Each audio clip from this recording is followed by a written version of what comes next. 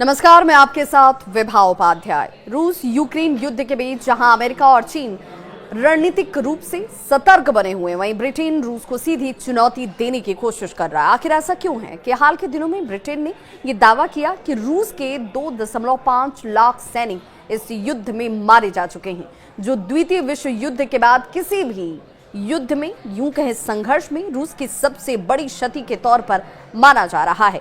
Britain के रक्षा मंत्रालय की तरफ से यह दावा किया गया कि यूक्रेन में रूसी सेना को भारी नुकसान पहुंचा है और यही वजह है कि रूस अब शांति वार्ता की दिशा में आगे बढ़ रहा है।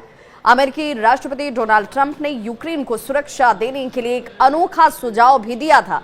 उन्होंने कहा कि यूक्रेन के परमाणु जो ऊर्जा संयंत्र हैं, उनको अमेरिका अपने नियंत्रण में ले और वहीं से यूक्रेन को ऊर्जा और सुरक्षा प्रदान की जाए। हालांकि यूक्रेन के राष्ट्रपति व्लादिमीर ज़ेलेंस्की ने इस प्रस्ताव को पूरी तरह से खारिज कर दिया। उन्होंने साफ कहा कि ये प्लांट यूक्रेन की संपत्ति है और इन पर किसी और राष्ट्र का अधिकार ही नहीं हो सकता।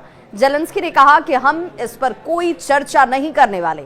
हमारे पास 15 परमाणु संयंत्र हैं और वे हमारे देश के हैं। युद्ध के 3 साल के बाद अब यूक्रेन ने ये संकेत देने शुरू कर दिए हैं कि वो रूस के साथ शांति वार्ता के लिए तैयार हो सकता है।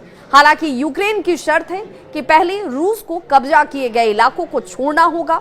रूसी सेना ने युद्ध की शुरुआत में ज़पोरिजिया परमाणु संयंत्र पर कब्जा कर लिया था, जो यूरोप का सबसे बड़ा परमाणु संयंत्र है। ज़ेलेंस्की का यह भी कहना है कि अगर अमेरिका इस संयंत्र को रूस से मुक्त कराने में, उसमें निवेश करने और उसे आधुनिक बनाने में मदद करता है, तो ये प्रस्ताव विचार करने योग्य हो सकता है, यानी यूक्रेन इस पर विचार कर सकता है। ये शर्त यूक्रेन की तरफ से सामने लाए गए हैं। जहां अमेरिका और चीन इस युद्ध में संतुलन बनाए रखने की कोशिश कर रहे हैं, वहीं ब्रिटेन खुलकर रूस के खिलाफ आक्रामक रुख अख्तियार किए हुए है।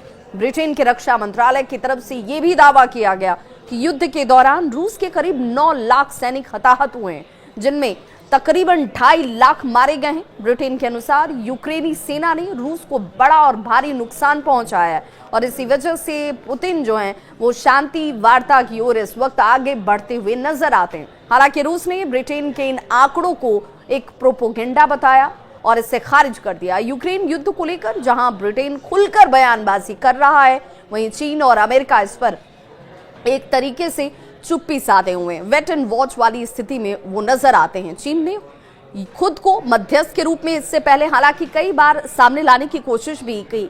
कई बार रूस और यूक्रेन के बीच वार्ता का प्रस्ताव भी दिया।